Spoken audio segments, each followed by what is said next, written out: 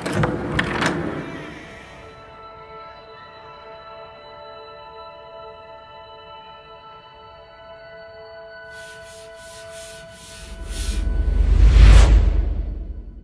Friends, आज की video में हम बात करेंगे चाइल्ड डेवलपमेंट एंड साइकोलॉजी, बाल विकास और मनोविज्ञान के टॉपिक अधिगम के बारे में।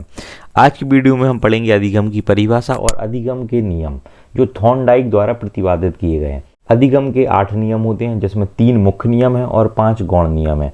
उसके बारे में हम विस्तार से चर्चा करेंगे।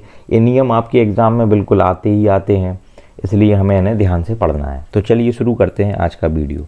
आज का टॉपिक है अधिगम। टॉपिक नंबर 2, अधिगम का अर्थ होता है लर्निंग। लर्निंग अर्थात सीखना। जो सीखना होता है उसे ही हम अधिगम कहते हैं। यह एक प्रक्रिया होती है, ठीक है। जो अधिगम की प्रोसेस है वह आपकी लाइफ टाइम चलती है।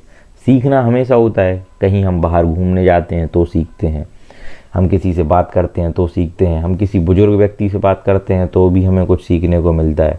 तो एक हमारी लाइफ है ना, वह पूरा प्रोसेस है सीखने का, इसी को हम अधिगम कहते हैं। तो हमें अधिगम एक जो जटिल वर्ड है उससे डरना नहीं है, हमें फोकस क्या करना है, सीखने को ही अधिगम कहते हैं। सीखने की प्रक्रिया ही अधिगम है। और जब हम किसी चीज़ को सीखते हैं तो उससे हमारे व्यवहार में परिवर्तन हो जाता है। व्यवहार अर्थात हमारा बोलना चालना, हमारा उठना बैठना। आपने सुना होगा, हम कहते हैं कि चलो ये हॉस्टल में रहेगा तो थोड़ा बोलना चालना सीख जाएगा, उठना बैठना सीख जाएगा, एक दूसरे से बात करना आ जाएगा। आपने सुना होगा, लोग कहते हैं आप सोलो ट्रैवलिंग करो। सोलो ट्रैवलिंग मतलब अकेले ही किसी स्थान पर घूमने जाओ। उससे क्या होगा, जब आप अकेले जाओगे तो आपकी पूरी रिस्पॉन्सिबिलिटी होगी जाने की, आने की, कहीं पर स्टे करने की, किसी नए जगह घूमने की, लोगों से बात करने की। तो उससे क्या होता है, आपके व्यवहार में परिवर्तन होता है और आप नई चीज़ें सीखते हैं। उसी को हम अधिगम कहते हैं। तो चलिए शुरू करते हैं अधिगम की परिभाषा। किसी भी व्यक्ति द्वारा स्वयं के अनुभव। सबसे पहला पॉइंट क्या है, स्वयं के अनुभव मतलब खुद का एक्सपीरियंस होता है। अब हम कहीं जा रहे हैं ट्रेन से तो हम 4 लोगों को देखेंगे, 4 नई चीज़ें देखेंगे। अगर हम साउथ घूमने जा रहे हैं तो वहाँ का कल्चर देखेंगे, वहाँ का खाना खाएंगे। तो एक तो हो गया ये स्वयं का अनुभव देखने का। और दूसरा वातावरण की सहायता। वातावरण मतलब हमारे चारों तरफ का एटमॉस्फियर। जब लोग हमसे कुछ बात करेंगे तो हम उनसे कुछ सीखेंगे। और एक स्वयं का अनुभव। तो किसी भी व्यक्ति द्वारा स्वयं के अनुभव एवं वातावरण की सहायता से अपने व्यवहार में ऐसी चीज़ों से जब हम गुजरेंगे तो हमारे व्यवहार में, अपने व्यवहार में सकारात्मक, एक पॉजिटिव और स्थायी, एक स्टेबल चेंज आएगा। यह प्रक्रिया ही अधिगम कहलाती है, ठीक है। अब हम शुरू करते हैं अधिगम की विशेषताएं। अधिगम की विशेषताएं क्या हैं। पहली, अधिगम आजीवन प्रक्रिया है, एक लाइफ टाइम प्रोसेस है जो निरंतर रूप से चलती रहती है, कंटिन्यूसली। प्रतिदिन हम कुछ ना कुछ नया सीखते हैं। हर एक व्यक्ति से हमारे सीखने के लिए कुछ ना कुछ होता है, ठीक है। नेक्स्ट, यह विकास की प्रक्रिया है। जब हम कुछ सीखते हैं तो हमारे जीवन में एक विकास होता है, एक डेवलपमेंट होता है। मानसिक विकास हो, चाहे वो आध्यात्मिक विकास हो, चाहे वो सामाजिक विकास हो, हम हर पल कुछ ना कुछ सीखते रहते हैं और यह विकास की प्रक्रिया है। व्यवहार से व्यवहार में परिवर्तन की प्रक्रिया ही अधिगम है। हमारे व्यवहार में चेंज हो जाता है। किसी दूसरे व्यक्ति का व्यवहार हमें अच्छा लगा, उसके व्यवहार से हमारे व्यवहार में भी परिवर्तन आ गया, तो वह एक अधिगम की प्रक्रिया। और यह सार्वभौमिक प्रक्रिया है, यूनिवर्सल। यह सभी के साथ होती है, ऐसा नहीं है कि सिर्फ आप पे ये रूल लागू होता है। सबके साथ अधिगम की प्रक्रिया चलती रहती है। अगर आप यूपी टेट और सुपर टेट के नोट्स परचेज करना चाहते हैं तो आपकी स्क्रीन पर एक नंबर दिखाई दे रहा होगा, आप उस नंबर पर व्हाट्सएप करें। अब हम पढ़ेंगे अधिगम के नियम। अधिगम के नियम किसने प्रतिपादित किए, थॉर्नडाइक। थॉर्नडाइक आपके एक मनोवैज्ञानिक हैं, इन्होंने और भी रूल्स दिए हैं और यह इनके प्रमुख रूल्स में से एक है अधिगम के नियम। अधिगम के 8 नियम हैं, जिसमें 3 आपके मुख्य नियम हैं, ठीक है। कौन कौन से, तत्परता का नियम, अभ्यास का नियम और प्रभाव का नियम। ये मुख्य नियम हैं। मुख्य नियम कैसे, मुख्य नियम ऐसे हैं कि जब हम कोई भी चीज़ सीखते हैं तो यह 3 नियम हमेशा लागू होते हैं। जबकि जो ये 5 गौण नियम हैं यह हर चीज़ सीखने में लागू नहीं होते, ठीक है। मुख्य नियम कैसे हैं, ये हर चीज़ में लागू होते हैं। हम कोई भी चीज़, छोटी से छोटी और बड़ी से बड़ी चीज़, कोई भी चीज़ सीखें, यह अधिगम के नियम हमेशा लागू होते हैं। कौन कौन से, हमें एग्जाम में पूछा जा सकता है कि इनमें से 4 आपको नियम दे देंगे और पूछ लेंगे कि इनमें कौन सा मुख्य नियम नहीं है, इसलिए हमें पता होना चाहिए। तत्परता का नियम, अभ्यास का नियम और प्रभाव का नियम, ये आपके 3 मुख्य नियम हैं। अब हम बात करेंगे मुख्य नियम को एक एक करके। सबसे पहला तत्परता का नियम। किसी भी कार्य के लिए अगर हम तत्पर होते हैं, आगे से आगे उस काम को सीखना चाहते हैं, तो हम उस काम को ईजिली सीख जाते हैं। तो यही हो गया आपका तत्परता का नियम। इसे हम क्या कहते हैं? तैयारी का नियम। कैसे? सीखने वाले की तैयारी पर अधिगम निर्भर करता है। यदि वह सीखने की इच्छा रखता है तो ही अधिगम संभव है, तो ही उस कार्य को सीखना संभव है। जैसे बचपन में आपने देखा होगा कि हमें साइकिल चलाने का शौक होता है, हम बार बार साइकिल से गिरते हैं तब भी हम उसे चलाते हैं। आपने देखा होगा पहले हम कैंची चलाते हैं, बीच में से ही दोनों पैडल पर पैर रख के चलाते हैं, फिर उसके पीछे जो कैरियर लगा होता है सामान रखने के लिए, उस पर बैठ के साइकिल को चलाते हैं, और फिर लास्ट में हम सीट पे बैठ के साइकिल को चलाना सीख ही जाते हैं। तो हमारी तैयारी होती है, हम उस काम को सीखने के लिए बिल्कुल तत्पर होते हैं, हमारी इच्छा होती है उसे करने की, तो उस काम को हम सीख जाते हैं। तो यह हो गया आपका पहला नियम, तत्परता का नियम। सेकंड, अभ्यास का नियम। अभ्यास का नियम क्या कहता है? कार्य का अभ्यास बार बार करने पर उस कार्य को सरलतापूर्वक सीख लिया जाता है। जैसे अब कोई कार्य हम जब बार बार करते हैं, जैसे मैथ्स है, अगर कॉपी पेन पर हम जितना ज़्यादा रफ वर्क करेंगे, जितना ज़्यादा उस सवाल को लगाएंगे, हम उसे आसानी से सीख जाएंगे। वही रूल हर काम में अप्लाई होता है, साइकिल में भी।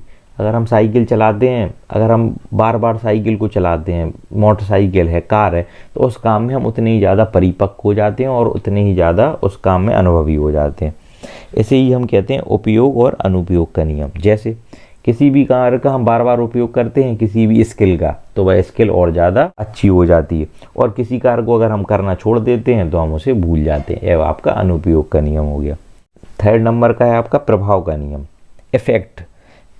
यदि अधिगमकर्ता द्वारा सीखे गए कार्य का प्रभाव उस पर पड़ता है तो उसे संतोष प्राप्त होता है, एक सेटिस्फेक्शन होता है। जैसे मुझे गिटार बजाना सीखना है, ठीक है, अब मैं गिटार तो बजा रहा हूँ लेकिन मुझे उसमें सेटिस्फेक्शन नहीं मिल रहा है, मेरे ऊपर कोई इफेक्ट नहीं हो रहा है, तो मैं उस काम को ज़्यादा दिन तक नहीं कर पाऊँगा और छोड़ दूँगा।